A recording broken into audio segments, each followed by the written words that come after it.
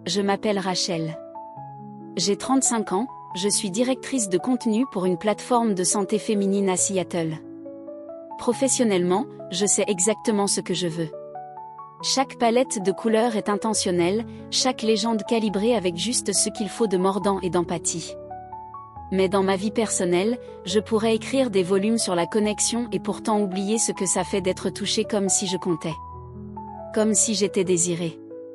Il y a 2 ans, j'ai divorcé. Pas par douleur ni trahison, juste un effilochage doux. Pas de dispute, pas de moment marquant, juste un silence devenu trop bruyant pour être ignoré. Depuis, j'ai fréquenté des hommes gentils, bienveillants, quelques-uns avec du caractère. Mais après 30 cafés et aucun papillon dans le ventre, j'ai commencé à me demander, suis-je devenue insensible ? Ce soir-là, j'étais chez ma meilleure amie Ava, dans cet espace qui sent le romarin et la lumière chaleureuse. Ava est audacieuse, sans filtre, tout ce que je ne suis pas, du moins en dehors de mes écrits. Elle vit avec son mari, Ethan, marié depuis 6 ans, toujours en train de rire, toujours amoureux. Le genre d'intimité qu'on croit réservé à la fiction. On était assises à sa table de cuisine, un verre de vin à la main, échangeant des histoires, quand elle m'a demandé, sans détour. Ça fait longtemps que tu n'as pas couché avec quelqu'un, pas vrai ? J'ai failli m'étrangler. Ava, voyons. Elle a versé plus de vin. Tu écris sur les émotions pour vivre. Ne fais pas semblant d'aller bien si ton cœur est endormi. J'ai expiré, l'admettant enfin. 3 ans. 3 ans sans vraiment ressentir quoi que ce soit. Elle ne m'a pas prise en pitié, ne m'a pas donné de conseils. Elle m'a juste regardé avec ce calme profond et désarmant qu'elle a. Si tu pouvais choisir une nuit, dit-elle lentement. Sans attache, sans attente. Juste pour ressentir à nouveau. Tu la passerais avec qui ? J'ai cligné des yeux, incertaine de ce qu'elle voulait dire. Choisir qui ? Elle a reposé son verre et a dit, presque trop doucement. Mon mari. Je l'ai regardé, sans rire, sans ciller. Tu es sérieuse ? Ava a hoché la tête. Si tu as besoin de quelque chose d'assez profond pour te réveiller, Ethan est le seul homme en qui j'ai confiance pour te ramener à toi-même. Ma poitrine s'est serrée. La partie logique de moi s'est réveillée. Est-ce mal ? Est-ce que je franchis une limite ? Mais Ava savait. Elle l'a lu sur mon visage. Tu crois que je propose ça parce que tu es ma meilleure amie ? A-t-elle demandé. C'est en partie ça, mais surtout parce que je connais Ethan. Il ne précipite rien. Il ne prend pas. Il tient comme si le temps ralentissait pour lui. Mes mains tremblaient. Je m'entendais à peine quand j'ai demandé. Il est au courant ? Je lui en ai parlé le mois dernier. À moitié en plaisantant. Il n'a pas dit non. Mais ce soir, quand tu as parlé de combien de temps cela faisait, j'ai su que c'était le moment. Je suis restée assise là, en silence, un verre à la main, regardant l'espace entre nous, encore intact, mais déjà chargé de possibilités. Ava a attrapé son téléphone. Pas de code. Elle a tapé un message. Je ne lui ai pas demandé ce qu'elle écrivait. Voilà, dit-elle en reposant le téléphone sur la table. Il sera là dans 15 minutes. Mes yeux se sont écarquillés. Tu peux encore dire non, ajouta-t-elle. Je lui dirai de faire demi-tour. Mais si tu dis oui. Elle s'est levée, est allée à un tiroir, et a sorti un foulard de soie, noir, doux, léger. Alors je veux que tu portes ça. Je ne l'ai pas pris. J'ai simplement tendu la main pour toucher le tissu, plus frais que je ne l'aurais cru, presque saisissant par sa douceur. Et à cet instant, j'ai compris la vérité. Parfois, ce n'est pas une force de rester en contrôle. Parfois, le vrai pouvoir, c'est de choisir de lâcher prise. Perdre le contrôle ne commence pas quand on enlève ses vêtements. Ça commence au moment où l'on s'autorise à admettre ce qu'on fait semblant de ne pas désirer. Quand on arrête enfin de mentir sur ce besoin profond d'appartenir, même si ce n'est que pour une seule nuit. Je ne me souviens pas exactement du moment où j'ai hoché la tête. Je sais juste que, peu après, Ava a quitté la pièce pour préparer Ethan. Dans la chambre d'à accent grave côté, j'étais toujours assise, tenant le foulard lâchement dans ma main, les paumes moites de nervosité. Les 15 minutes ont passé, non comme un compte à rebours, mais comme si le temps avait délibérément ralenti, me forçant à ressentir chaque seconde d'anticipation. Il n'y a pas eu de coup à la porte. Juste le bruit de pas, régulier, contrôlé, confiant, s'arrêtant juste devant la pièce. Ava a ouvert la porte. Je ne me suis pas tournée. Je ne pouvais pas. Mon corps s'était figé, comme s'il savait que bouger rendrait tout cela encore plus réel. Elle est à l'intérieur, dit Ava, sa voix basse, mesurée, calme, d'une manière qui fit accélérer mon cœur. Si elle change d'avis, attends. Elle sortira. N'avance pas plus loin. À moins qu'elle ne te donne quelque chose de clair. Un silence, puis le doux bruit de la porte qui se referme. Pas brusquement, mais avec assez de décision pour que l'air semble plus lourd. J'ai de nouveau entendu ses pas. Cette fois, ils entraient dans la pièce. Pas précipité, pas bruyant, juste la cadence délibérée du cuir sur le bois. Un rythme si précis qu'il semblait répéter. Lorsqu'il est entré, je ne l'ai pas regardé directement. L'éclairage était tamisé, chaleureux, indulgent, projetant des ombres douces sur les murs. Mais je pouvais voir sa silhouette, grande, large, mesurée. Ses yeux n'étaient pas fixés sur moi. Pas vraiment. Il flottait quelque part entre nous, comme s'il évaluait la distance qu'il lui faudrait franchir, pour que je le rejoigne à mi-chemin. « Je m'appelle Finn, dit-il. » Et sa voix ne cherchait pas à séduire ni à impressionner. Elle était simplement là, basse, assurée, claire. J'ai ouvert la bouche pour parler. Mais ce qui en est sorti, ce n'était qu'un souffle. Il s'est approché lentement, intentionnellement, sans envahir, juste avec cette présence qui remplit une pièce sans jamais élever la voix. Lorsqu'il fut assez proche pour m'atteindre, il s'est arrêté. Il n'a pas tendu la main vers moi directement. Il a simplement levé la sienne, non pas pour serrer la mienne, ni pour me guider, mais pour recevoir le foulard. Je l'ai regardé, puis j'ai regardé le foulard. Ensuite, sa main s'est tendue devant moi. Une grande main aux doigts longs, sans bague, sans tatouage. Le genre de main qui savait comment tenir, mais qui n'avait jamais retenu personne trop longtemps. Je lui ai placé le foulard dans la paume. Il n'a pas dit un mot. Il l'a juste noué doucement autour de mes yeux et l'a attaché derrière ma tête d'un nœud souple. Juste assez serré pour effacer complètement le monde devant moi. Je ne voyais plus rien. Seulement le son de ma propre respiration, et la sienne, plus proche maintenant. Quand sa main s'est posée sur mon épaule, je n'ai pas sursauté. Quand sa paume a glissé de ma clavicule jusqu'au bord de ma poitrine, je ne me suis pas crispée. Lorsqu'il s'est penché pour presser ses lèvres doucement dans le creux de mon cou, je ne me suis pas reculée. À cet instant, je n'étais plus une femme blessée.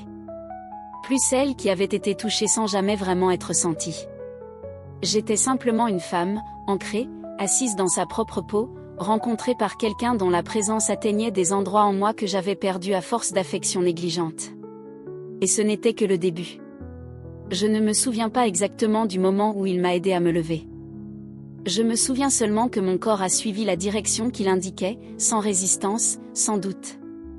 Quand on ne voit plus rien, tout devient sensation. Et j'ai commencé à remarquer des choses que je ne m'étais jamais autorisée à ressentir, simplement parce que j'avais toujours été trop occupée à rester en contrôle. Il n'a pas retiré mes vêtements tout de suite. Au lieu de ça, ses mains ont glissé lentement de mon épaule jusqu'à mon bras, s'arrêtant à mon poignet, comme pour lire mon pouls, comme s'il écoutait quelque chose que je n'avais pas encore su nommer. Quand ses doigts ont trouvé la bretelle de mon soutien-gorge, j'ai retenu mon souffle.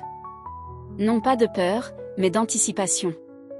Du frisson discret et inconnu d'être enfin découverte.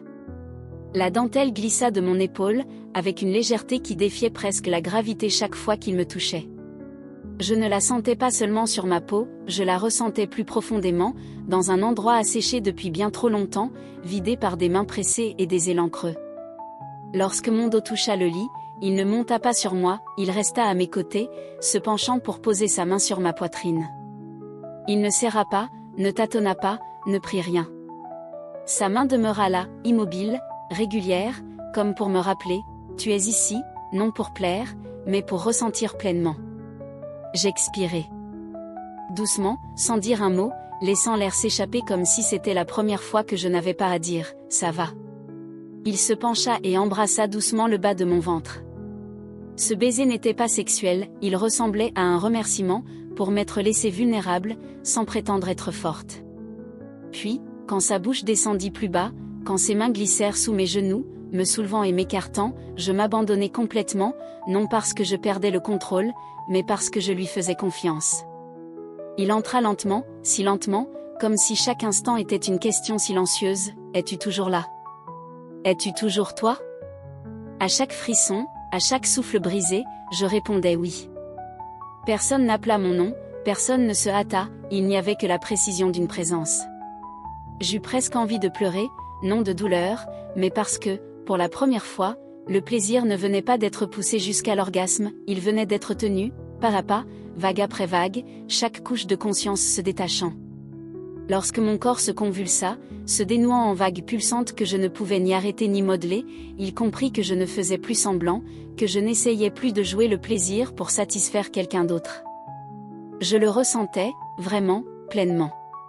Ethan ne se retira pas tout de suite, il resta là, une main posée doucement sur ma cuisse. Son regard n'exprimait plus la conquête, mais une gratitude douce. Il me voyait, non seulement la femme étendue sous lui quelques minutes plus tôt, mais celle qui avait osé se révéler sans masque. Ava entra, ses cheveux libres sur ses épaules, d'une main, elle effleura la mienne, de l'autre, elle repoussa une mèche derrière mon oreille. « Ma chérie, ça va ?» demanda-t-elle, sincèrement. Je hochai la tête. Au lieu de répondre tout de suite, je me tournai vers Ethan. « Et toi ?» soufflai-je, encore haletante. Il sourit doucement, puis remonta le drap sur ma poitrine, ce simple geste valait toutes les réponses, je n'étais pas laissée vide. Après une nuit d'abandon, j'étais toujours là, toujours tenue. Ava s'assit de l'autre côté, ses doigts glissant doucement entre les miens. « À quoi penses-tu maintenant ?» demanda-t-elle. Je respirai longuement. Je crois que je viens de sortir de la cage que j'ai construite autour de moi ces 3 dernières années. Elle serra un peu plus ma main. Ethan se leva, alla jusqu'au buffet près de la fenêtre où les dernières lueurs du soleil passaient à travers le voile, versa 3 verres d'eau et nous l'étendit, calme et présent. Je me redressai, dos contre la tête de lit. Mon corps n'était pas encore tout à fait apaisé, mais dans leurs yeux, il n'y avait ni attente ni pression pour sourire. « Je pensais que tu dirais non, » dit-il. Je pris une gorgée, le regardai et répondis, « Moi aussi. » Ava inclina la tête, son regard s'adoucissant. Je les contemplais tous deux, une femme assez brave pour offrir son mari, non par manque, mais par compréhension, un homme qui ne cherchait pas à posséder, seulement à guider quand on l'invitait, et moi, qui avais longtemps cru que le contrôle était ma seule sécurité. Maintenant je ne veux plus faire semblant, dis-je. Le silence qui suivit n'était pas gêné, mais paisible, le genre qu'on trouve avec ceux devant qui l'on n'a rien à cacher. Ava se leva, enfila sa robe, puis se tourna vers moi. « Tu veux prendre une douche ou rester ici encore un peu ?» Je ris doucement, je ne pense pas pouvoir me lever tout de suite. Ethan sourit pour la première fois de la nuit, sa voix pleine d'une chaleur tranquille, « Alors reste aussi longtemps que tu veux. » Et je sus qu'il ne parlait pas seulement de la nuit. Je me réveillai quand la première lumière glissa à travers les rideaux. Je ne savais pas quand je m'étais endormie, je vis simplement Ava assise près de la fenêtre, enveloppée dans une couverture. Ethan entra de la cuisine, un t-shirt sombre et un sourire encore doux de sommeil. Personne ne se hâtait, personne ne faisait semblant que la nuit n'avait pas eu lieu. Je m'assis, resserrai la couverture autour de moi, mes cheveux étaient en bataille, mes lèvres sèches, mais je me sentais en paix, comme si je n'avais pas besoin de me recomposer. Ethan me tendit une tasse de café. Je la pris à 2 mains, il effleura mes doigts, puis s'assit au sol, adossé à la commode, comme si cette pièce appartenait désormais à nous 3. Ava regardait encore dehors, puis tourna doucement les yeux vers moi. « On dirait que tu reviens d'un long voyage, » dit-elle. Je souris, et j'ai envie de rester encore quelques nuits. Nous avons ri, pas parce que c'était drôle, mais parce que cela n'avait pas besoin d'explication. Je serrai un peu plus la couverture et soupirai. Autrefois, je croyais que je ne pourrais jamais faire cela, partager un homme, me partager moi-même. Ava inclina légèrement la tête, un sourire complice aux lèvres. Tu pensais que partager signifiait perdre quelque chose, dit elle. J'acquiesçai. Maintenant je comprends, si tu partages avec la bonne personne de la bonne manière, tu ne perds rien, tu t'élargis, tu es plus vu, pas moins. Ethan resta silencieux, son regard plein d'une présence qui ne demandait rien. Je me tournai vers Ava. Merci de ne pas le garder que pour toi, de te partager aussi.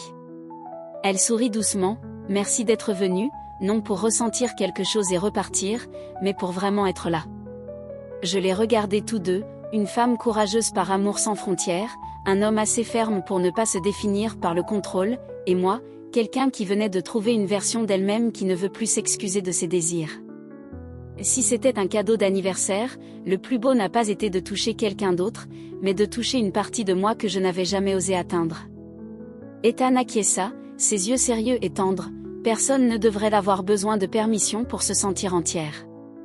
Je levai ma tasse, parce que chaque femme mérite un moment pour être elle-même, pas l'idée que quelqu'un se fait d'elle.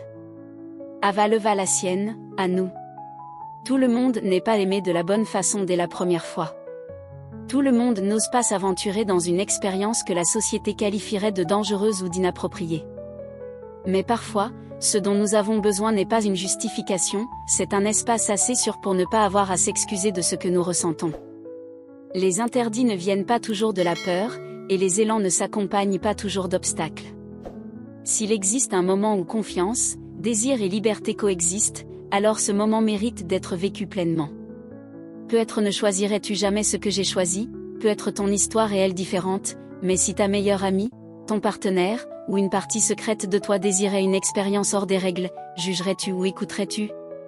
As-tu déjà caché tes vrais désirs par peur d'être jugé? Si tu as un jour senti que tu avais besoin d'une permission pour être totalement toi dans une relation, laisse un simple point ci-dessous pour dire « Je comprends ». Et si tu es assez courageuse pour partager un petit bout de ton histoire, tes mots seront peut-être exactement ce dont quelqu'un a besoin pour se trouver. Si cette histoire a touché quelque chose en toi, aime, abonne-toi et active la cloche. Merci d'avoir regardé. Au revoir.